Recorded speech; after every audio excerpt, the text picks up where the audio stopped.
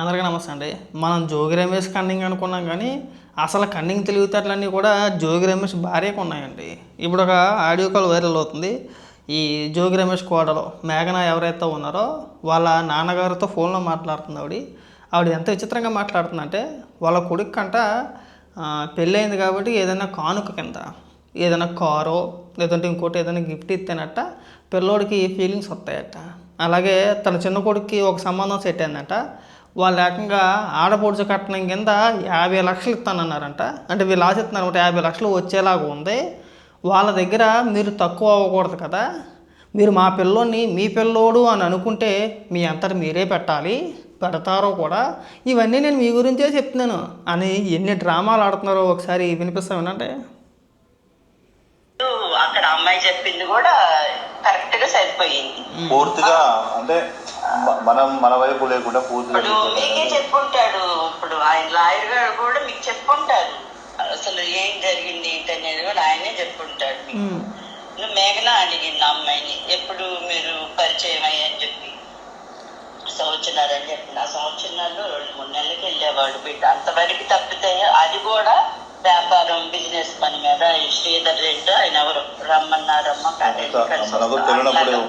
ఆ ఉద్దేశంగా వెళ్ళేవాడు అని నేను మీకెందుకు చెప్తున్నానంటే మీరు కూడా మా బిడ్డ అనుకోని మీరు ఆయనకు బహుమతిగా ఏదన్నా చూసుకుంటే ఆయనకు కూడా ఫీలింగ్స్ అనేవి వస్తాయి కదా.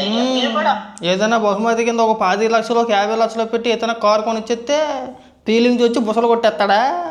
సిగ్గుండాలి అలాంటి మాటలు మాట్లాడడానికి. కొడుకు దగ్గర మ్యాటర్ లేదని చెప్పేసి అని తెలుసు. పెళ్ళికి ముందే మన క్రైస్తవులు అని చెప్పేసి అని దాచిపెట్టి హిందువులుగా నటించి పెళ్లి చేసింది కాకుండా పైగా ఫోన్లు చేసి మా కొడుక్కి ఫీలింగ్స్ రావాలంటే బహుమతి కావాలి, ఏం బహుమతి ఇస్తే బుసలు కొట్టేస్తాడో బాబు కూడా అక్కడ. ఎంత దుర్మార్గం అనుకోవట్లేదు మేము. అంటే ఆడపిల్ల తండ్రి అనుకుంటున్నారా లేదంటే ఏమైనా బ్యాంక్ అనుకుంటున్నారా? గలా మీరు అడిగిన కాడికల్లా ఇచ్చుకుంటా పోతానికి. ఆఖరికి పెళ్లి చేశారు, కట్నం కింద ఎంతో కొంత నొక్కేసే ఉంటారు. నొక్కకుండా మీరేమన్నా శుద్ధపూసలు ఏమీ కాదు. అవన్నీ అయిపోయిన తర్వాత మళ్ళీ వీళ్ళ కొడుకుని వాళ్ళ కొడుకు అనుకొని చెప్పేసి ఏదైనా బహుమతి ఇస్తే బాబు కూడా ఫీలింగ్ వచ్చి బుసలు కొట్టేస్తాడట. సిగ్గు సెలవు లేదు ఇలాంటి మాటలు మాట్లాడడానికి. ఆలోచన చేసుకోండి. ఇదేదో మీరు కట్నాలు అనుకుంటే నేనేం చెప్పలేను. అది కట్నాలుగా మీరు అసలు ఆలోచించుకోవాలి. మీరు కట్నాలు అనుకుంటే ఇంక నేనేం చెప్పలేను. మా బిడ్డ అని మీరు అనుకోని బహుమతిగా మన బిడ్డకి ఇట్లా చేసుకుందాం అని మీరు అనుకుంటే అది మామూలుగా మంచిగా ఉంటది అయ్యా. నేను చెప్పేది అది. ఒక్కొక్కటి మంచుకుంటే మనం ఒక్కొక్కటి చేసుకుంటా వచ్చు. కానీ వీళ్ళు స్టార్టింగ్ కానీ బాగా పెద్ద ఎత్తున ఇబ్బంది అయిపోతుంది.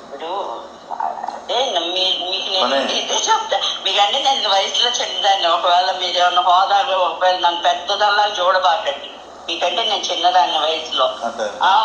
మీ చెల్లిలాగా అనుకోండి. మీరు నాకు అన్నయ్యగా, ఎందుకంటే ఎప్పటికీ బాగుండాలి. రేపు నా చిన్న బిడ్డకు వచ్చే అమ్మాయి వైపు మీరు అక్కడ తగ్గకూడదని నేను చెప్పుకుంటున్నా. ఇవి కూడా రేపు నువ్వు కూడా బాధ కలగకూడదు. మీరు అవి ఫస్ట్ నుంచి మీరు అది చూసుకోండి అయ్యా అని మీకు ఎంత మందితో చెప్పించినా మీరు కూడా ఇనింది లేదు. మీకు అక్కడ కూడా తగ్గకూడదు అనే కదా నేను చెప్పించాను. ఫస్ట్ మనం దాని ప్రిపరేషన్ లేదు. ఎందుకంటే నేను కొన్ని బయట కొన్ని పెద్ద పెళ్లి చేసి మనం ఊహించుకోలేదు. నాకు అర్థమైంది, నేను కాదన్నయ్యా. చిన్న పాపకి మనం ఊహించుకోలేదు. అర్థం చేసుకోండి నేను చెప్పేది కూడా. రేపు చిన్న బాబుకి వచ్చే అమ్మాయి బాగా వాళ్ళు ఉండేవాళ్ళు. నేను ఫస్ట్ నుంచి అదే చెప్పాను. ఎక్కడైనా ఇప్పుడు చింతల్లికే ప్రాపర్టీ ఒక 50 లక్షలు ఆడబడి కట్టిన కింద ఒక స్థలమే రాసిస్తాను అన్న. చూసారా వీళ్ళ అమ్మాయి కంట, అంటే వీళ్ళ చిన్న కొడుకు వచ్చే అమ్మాయి వీళ్ళ కూతురి కట్ట 50 లక్షల రూపాయలు ఆడబొడుచు కట్టిన కింద ఏకంగా స్థలమే రాసిచ్చేస్తానన్నారు. వాళ్ళ దగ్గర మీరు ఎక్కడ తగ్గకూడదు. మరి వాళ్ళు అంత పెట్టారు వీళ్ళు ఎంత పెట్టారని చెప్పేసి అని అంటారు కదా. సో మీ గౌరవాన్ని నేను కాపాడాలనుకుంటున్నాను, అందుకని చెప్పేసి మీకు చెప్తున్నానని చెప్పేసి మెల్లిగాను ఒక 50 లక్షలు ₹1,00,00,000 టెండర్ పెట్టిందన్నమాట. ఏమని? కొడుక్కి బహుమతులు ఇస్తే బుసలు కొట్టేస్తా లేచి పాములాగా మా కొడుకు అంత పెద్ద పనుడు అని చెప్తేనే 50 లక్షలకు టెండర్ పెట్టారు. మరి వీళ్ళని ఏసి పిచ్చు కొట్టాలంటారు. అసలు చేసిందే తప్పుడు పని, చేసిందే మోసం, దానికి తోడు దిక్కుమలుతాను. దానికి తోడు మళ్ళీ మీరు వాళ్ళకి ఫోన్లు చేసి అయ్యి బాబా మామూలుగా కాదు, కొడుక్కి ఫీలింగ్ రావాలంటే ఏదైనా బహుమతి ఇవ్వాలి అన్న కన్న తల్లిని నిన్నే చూస్తున్నాను నేను, నేను ఎవరిని చూడలా.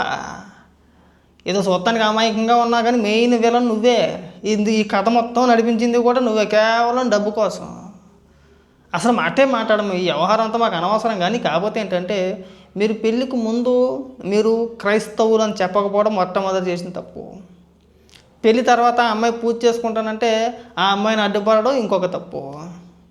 పెళ్ళికి ముందే మీ అబ్బాయి సంసారానికి పనికిరాడు అని తెలిసినా సరే ఆ అమ్మాయికి ఇచ్చి పెళ్లి చేసి ఆ అమ్మాయి గొంతుకొచ్చారు చూసావా, అది మీరు చేసిన మూడో తప్పు.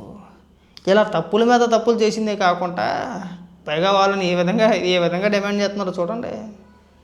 అందుకే చెప్పేది, ఇలా వ్యవహారం ఎందుకు మాట్లాడుతున్నామంటే వీళ్ళు పైకి నటించి ఒక అమ్మాయి గొంతు కోసారు, ఆ అమ్మాయి జీవితం సర్వనాశనం చేశారు. ఎక్కడైనా సరే సిగ్గుపడితే బాగుంటుంది. మీరు నన్ను అడిగితే కనుక మీరు హిందువులందరికీ కూడా బహిరంగంగా క్షమాపణ చెప్పాలి. ఎందుకంటే ఆ జోగి రమేష్ కనకదుర్గమ్మ గుడికి వెళ్ళి ఈ హారతి ఇచ్చేటప్పుడు ప్రమాణం చేసేటప్పుడు పక్కన నువ్వు కూడా ఉన్నావు. మరి తప్పని చెప్పి తెలియలేదు ఆ రోజున. ఇకనైనా సరే బుద్ధి తెచ్చుకొని బహిరంగంగా క్షమాపణ చెప్తే బాగుంటుంది.